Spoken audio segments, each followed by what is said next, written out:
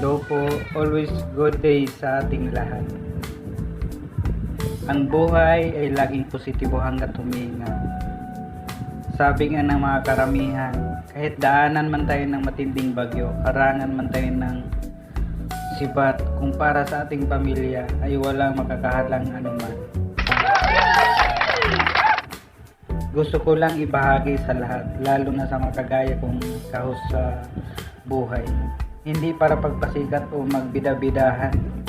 Nais ko lang i-motivate na kung kinakailangan nating sipagan, dublihin ang ating kasipagan. Gawin natin.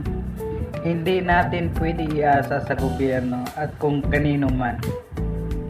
Tutuusin, mapalad pa tayo sa mga iba dyan na walang maayos na matutulugan at kawa-awang pag-alagala dyan sa kalsada na humihingi ng barya para lang pambili ng pagkain.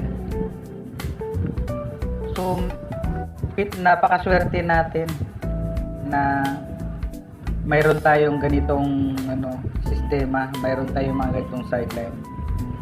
Shout out sa mga nagdo-double job dyan, duty as a security guard at kung anumang trabaho. Alam kong marami-rami tayo pagka-out sa trabaho, nasa sideline ng MC Taxi Rider, Food Panda, Grab Food at Lalamove Rider. Kung ano pa mang rider dyan, yun na yun. Saludo din ako sa mga lady rider, ma'am. At meron din mga single ma'am. Mabuhay tayo hanggang gusto natin. Kaya natin to. Huwag tayo magpadala sa mga kung ano mga pagsubok sa buhay. Hanggat humihinga nga ay talagang may pag-asa.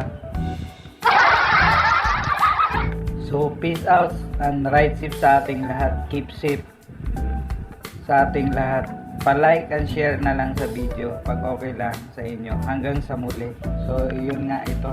Dumating na tayo sa ating trabaho at ano man tayo, ganito lang talaga ang routine sa ating buhay. So wag din natin kalimutan magdasal, magpasalamat sa Panginoon. At ang lahat ng ito ay hindi mangyari kung di dahil sa Kanya. At wag din natin kalimutan i-reward ang ating sarili. So ipasya ng ating pamilya kasi lahat ng ating pagpupunya ay para sa kanila. So ingat na lang tayo palagi and ride safe. Keep safe sa ating lahat. Mabuhay tayo hanggang gusto natin. Kung maaari lang hanggang 100 years kung kaya pa ng katawan natin.